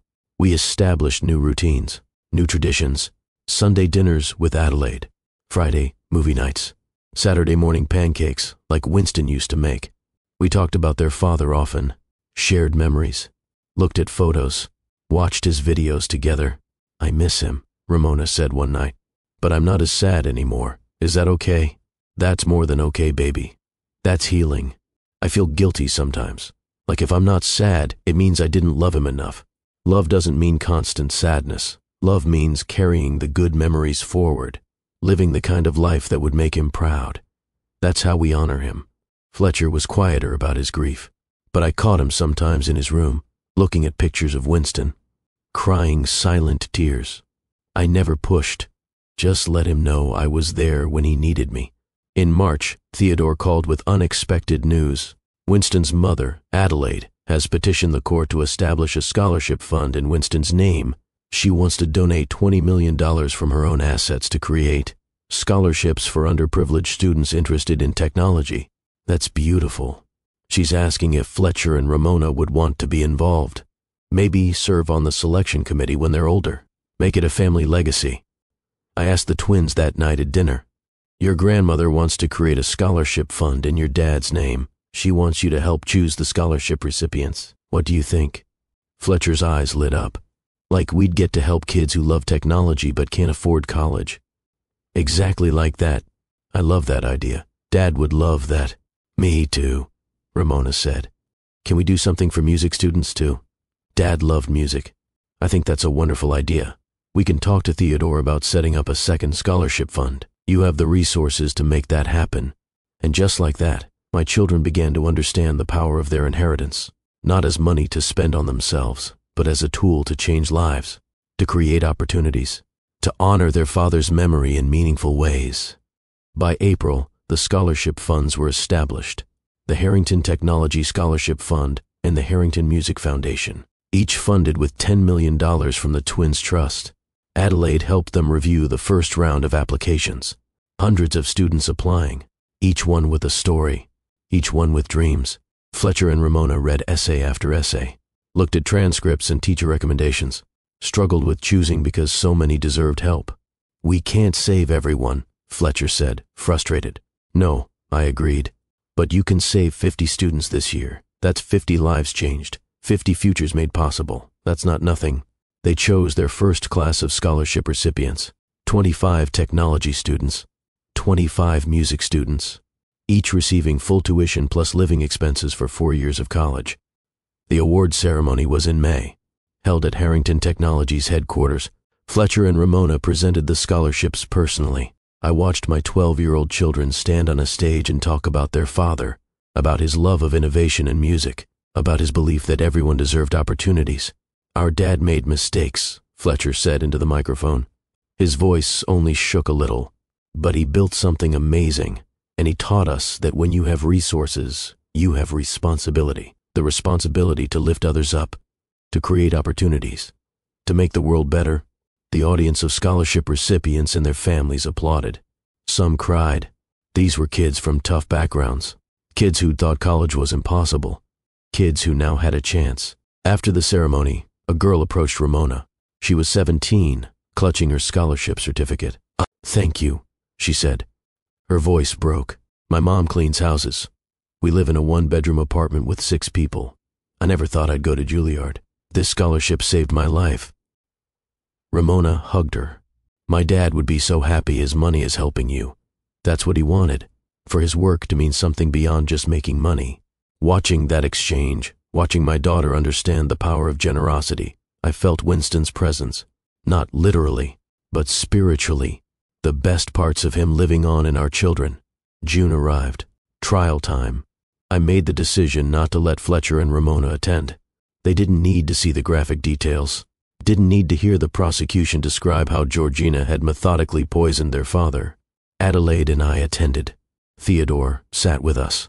We sat in the gallery while lawyers presented their cases. The prosecution was methodical and devastating.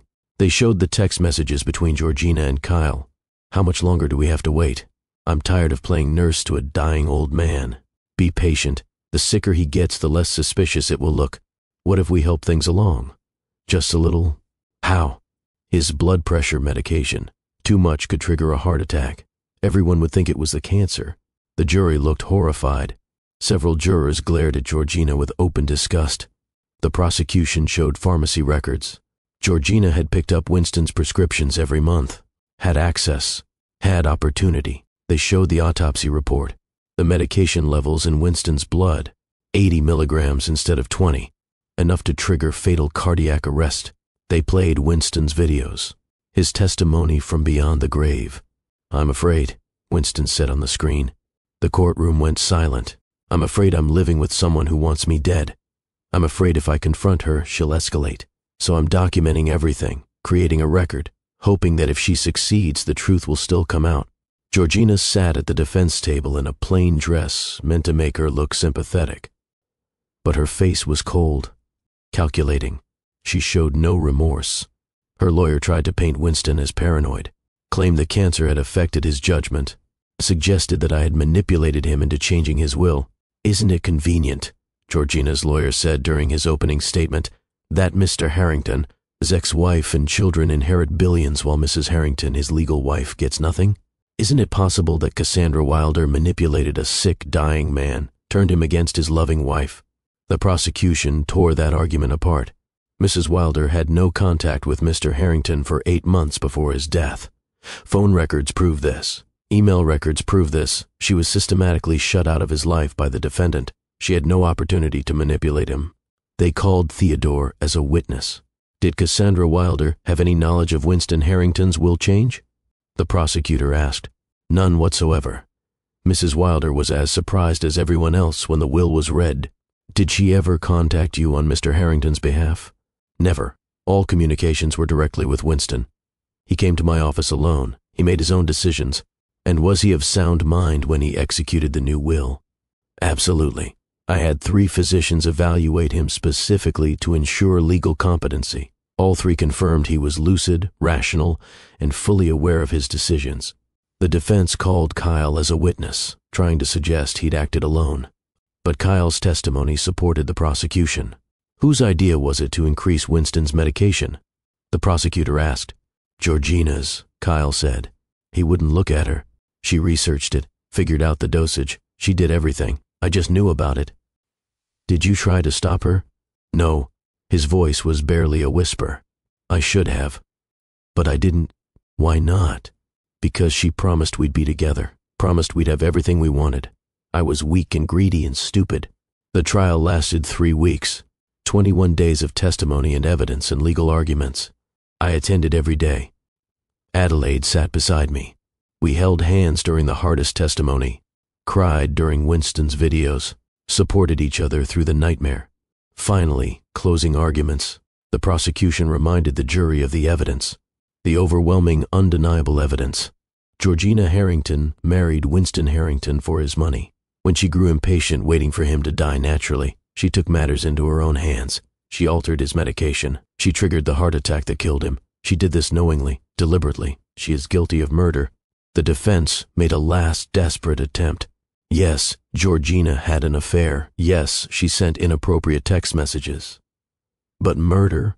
The prosecution hasn't proven murder. They've proven opportunity. They've proven means. But Winston Harrington was a very sick man. His heart attack could have been natural. You cannot convict based on suspicion and circumstantial evidence. You must have proof beyond reasonable doubt.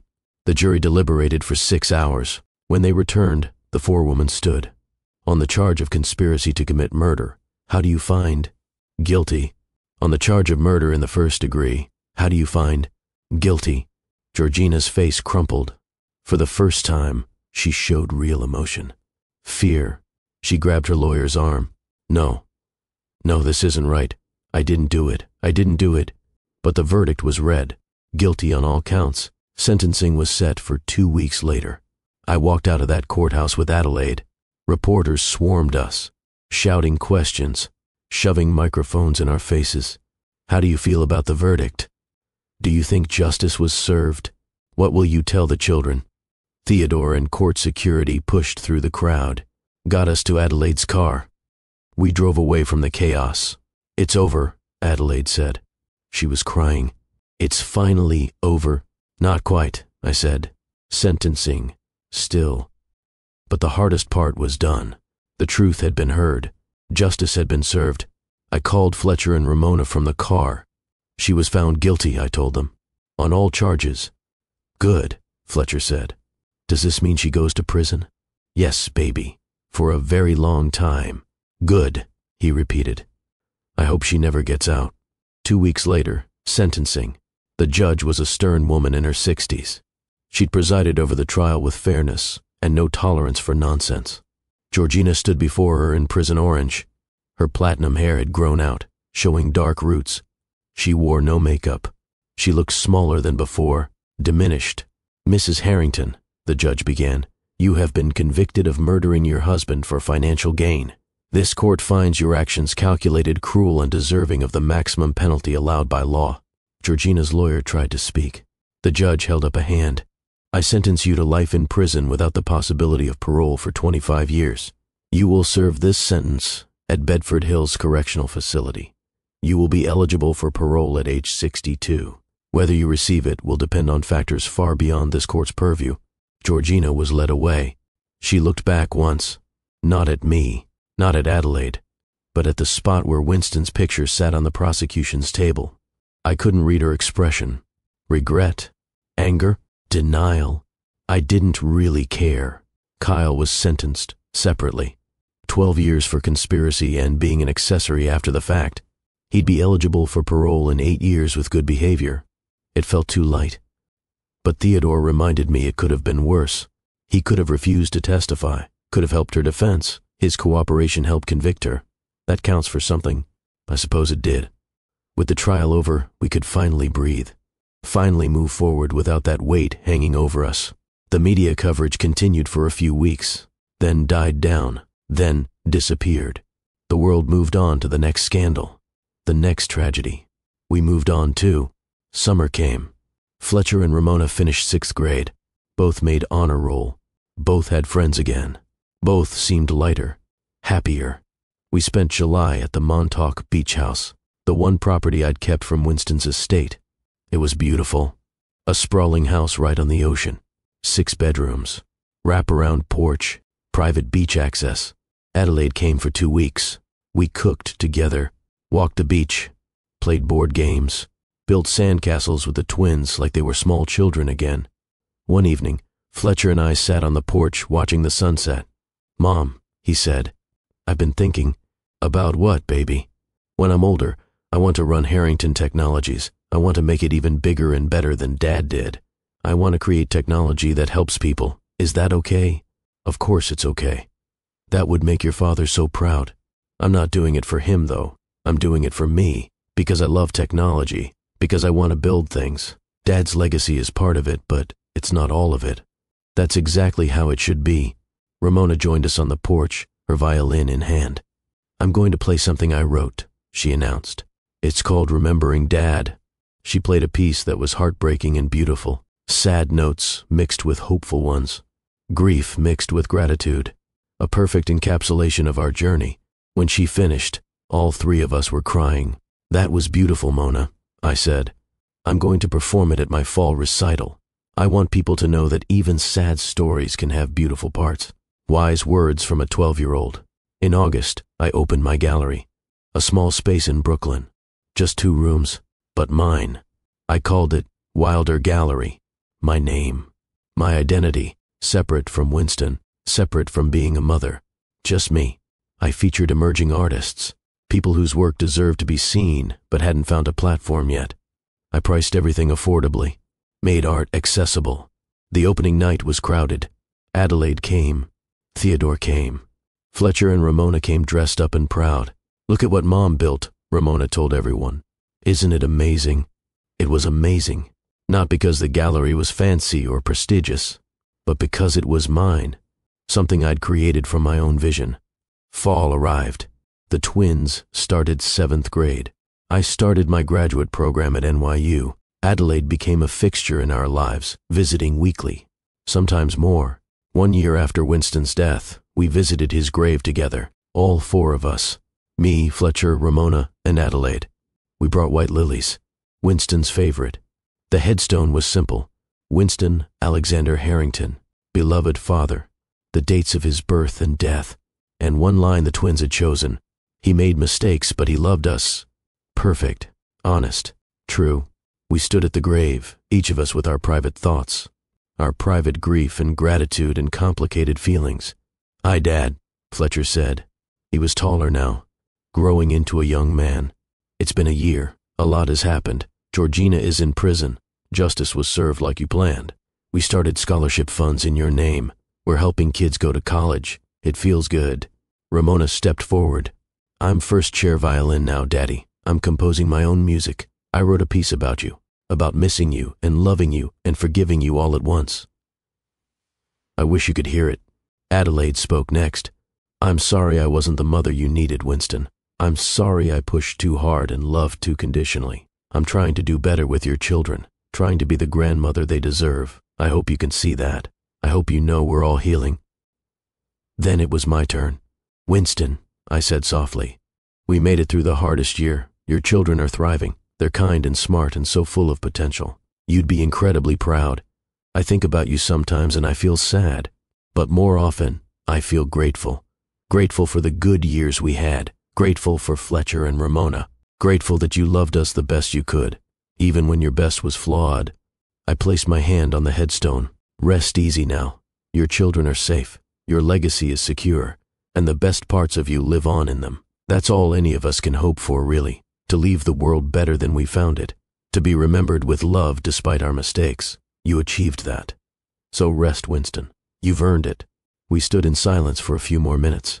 Then we walked back to the car together. A family. Not the family we'd planned. Not the family from before. But a family nonetheless. 5 years passed. Time moved the way it does. Quickly and slowly. Full of ordinary days and extraordinary moments. Fletcher excelled at technology. Won national robotics competitions. Got early acceptance to MIT. Developed a passion for adaptive learning platforms that made education accessible to underserved communities. At 17, he'd already filed 3 patents. Had investors interested in his innovations. Was being called a prodigy by tech journalists. But he stayed humble. Stayed focused on using technology for good. The Harrington Technology Scholarship Fund had grown, now helping 200 students per year. Dad would be proud, he told me one day. But I'm proud of me too. This is my work, my vision, built on his foundation, but mine. Exactly right. Ramona flourished musically. First chair violin in the San Francisco Youth Symphony by 16. Accepted to Curtis Institute of Music. Composed pieces that were performed at fundraisers and concerts. The Harrington Music Foundation had provided instruments and lessons to over 10,000 children. Free music education in schools that couldn't afford it. Scholarships for talented students from poor families. Music saved me, Ramona said. When Dad died, when everything was terrible, music was the only thing that made sense. Now I want to give that gift to other kids. The gift of beauty and expression and healing. She'd grown into a thoughtful, compassionate young woman. Still carried sadness sometimes, but also carried joy. Adelaide became the grandmother she should have been from the start. Sunday dinners turned into weekly tradition. She attended every recital, every competition, every important moment. Made up for lost time the only way she could. Thank you, I told her one day, for being here, for showing up. It means everything to them. It means everything to me too, Adelaide said. They gave me purpose. They gave me a second chance. I won't waste it. And me? I completed my PhD in art history. Started teaching part-time at NYU. Expanded Wilder Gallery to a second location. Became known in the New York art scene as someone who championed emerging artists. I started dating Wesley Grant, an art history professor. He was kind and patient and had no agenda beyond enjoying my company. We took things slow. No rush. No pressure. The twins liked him. That was important. He's not trying to be our dad, Fletcher said. I appreciate that. He makes you happy, Ramona observed. We want you to be happy, Mom. I was happy. Not the uncomplicated happiness of before, but something deeper. Happiness earned through surviving hardship. Happiness that understood joy and sorrow could coexist. I still thought about Winston sometimes, wondered what he'd think of the life we'd built, the children we'd raised, the way we'd used his money to help others. I think he'd be proud. I hope he'd be proud. On what would have been Winston's 58th birthday, I took out the letters he'd written. Read them again. Let myself feel the complicated tangle of love and anger and forgiveness. Then I put them away and went downstairs where my children were making dinner, laughing, arguing about whose turn it was to set the table, being normal teenagers in our home that was warm and full of life. This was Winston's real legacy, not the billions, not the company, not even the scholarships, though those mattered. His legacy was 2 incredible humans who'd survived trauma and chose kindness anyway, who had resources beyond measure and used them to lift others, who remembered their father's flaws but chose to carry forward his best qualities. That evening, the 4 of us gathered around the dining table. Me, Fletcher, Ramona, and Adelaide. We held hands, and Fletcher said grace, something we'd started doing after Winston's death. Not religious exactly, just a moment of gratitude. We're grateful for this food, Fletcher said, for this family, for second chances, for the ability to turn tragedy into something meaningful, for Dad, who loved us imperfectly but truly, and for each other, always for each other. Amen, we said together.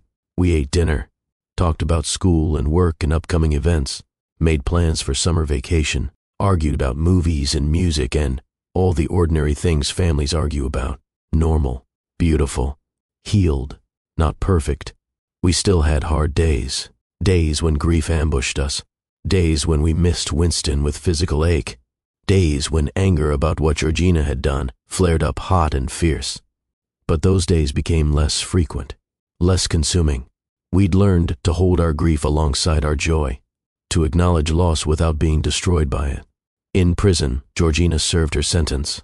I didn't think about her often, didn't waste energy on hate. She'd lost everything. Her freedom, her reputation, her chance at parole for 25 years. That was consequence enough. Kyle had been released after 8 years, disappeared from public view. I hoped he'd learned something, hoped he'd become a better person. But I didn't particularly care either way. Our story wasn't about them anymore. It was about us, about surviving and thriving and building something beautiful from broken pieces. On a Saturday morning in September, 5 years after Winston's death, I sat in my studio painting. The morning light came through the windows. Coffee steamed beside me. Music played softly. I was working on a portrait. The 4 of us, me, Fletcher, Ramona, and Adelaide, sitting on the porch of the Montauk house, smiling, together. A family portrait. Not the family I'd imagined at 24 when I married Winston with $17 and enormous dreams, but the family I had, the family we'd become. Imperfect and hard-won and absolutely precious. I heard footsteps on the stairs. Ramona appeared in the doorway. "Mom, Adelaide's here. She brought bagels. I'll be right down. Also, there's a letter for Fletcher. From MIT. Oh, wow. Should we wait for him to open it? He says he's too nervous. He wants us all there." I cleaned my brushes and went downstairs. The kitchen was full of warmth and noise and family. Fletcher sat at the table, the envelope in front of him unopened. Adelaide poured coffee. Ramona buttered a bagel. "Okay," Fletcher said. "I'm opening it." He tore the envelope, pulled out the letter, read in silence. His face gave nothing away. Then he looked up with the biggest smile I'd ever seen. "I got in, full scholarship. They want me to start in their advanced technology program." We erupted in celebration, hugs and laughter and tears of joy. "I'm so proud of you," I said, holding my son. "My brilliant, kind, resilient son. Your father would be so proud." "I know," Fletcher said. "I feel like he's watching, like he knows." Maybe he was. Maybe some part of Winston's love and pride transcended death. Maybe it lived on in moments like this. Or maybe it was enough that we remembered him, that we carried his best qualities forward, that we built our lives in a way that honored his memory without being bound by his mistakes. That afternoon we drove to the cemetery, all 4 of us. It had become tradition, big news, good or bad, we told Winston. We stood at his grave, older and wiser and healed. Dad," Fletcher said. "I got into MIT. I'm going to do amazing things, things that would make you proud, but mostly things that make me proud. I hope you can see that. I hope you know we're okay." Ramona added her news. "I'm performing at Carnegie Hall next month, a piece I composed. It's called From Grief to Grace. It's about our journey, about you and Mom and everything we survived. I wish you could be there, but I feel like you will be, somehow." Adelaide spoke softly. "Your children are extraordinary, Winston. Cassandra raised them to be strong and kind and generous. You would be amazed at the people they're becoming. I'm honored to be part of their lives. I hope you can see that I'm trying to be better, trying to love them the way you wanted to." I stepped forward last. "We made it, Winston. 5 years. Your children are thriving, using their inheritance to change lives, becoming the people you hoped they'd be. The best parts of you live on in them. The worst parts we've learned from and left behind. That's the best any of us can hope for, to be remembered with love, to leave a legacy of goodness. You did that, so rest easy. Your work is done. Ours is just beginning." We stood in comfortable silence. Then we walked back to the car together. The sun was setting, painting the sky in shades of orange and pink and purple. Beautiful, like a promise. Tomorrow, Fletcher would start preparing for MIT. Ramona would rehearse for Carnegie Hall. I would teach my classes and run my gallery. Adelaide would visit and tell stories and be the grandmother these children deserved. We would live, fully, joyfully, gratefully. That was Winston's final gift. Not the money, though that helped. Not the properties or the company or the material things. His final gift was the truth. The truth that set us free from Georgina's manipulation. The truth that gave us closure. The truth that allowed us to heal. And we'd taken that gift and built something beautiful. That's what love looks like when it's real. Imperfect. Complicated. But ultimately, protective. Ultimately willing to sacrifice everything to ensure the people you love are safe. Winston had been a flawed man. A foolish man, in many ways. But in the end, he'd been a loving father. And that was enough. As we drove home through the Brooklyn streets I'd walked for 15 years, through the neighborhood that had witnessed our struggles and triumphs, I felt peace. Complete, genuine peace. The story that began with humiliation on chapel steps had ended with healing and hope. The woman who'd sat on a stone wall weeping had become someone stronger. The children who'd been rejected had become powerful forces for good. We'd survived the worst. We'd faced injustice and grief and betrayal. And we'd come through it together. That night, after dinner and laughter and ordinary family time, I went to my studio one last time. I looked at the portrait I was painting.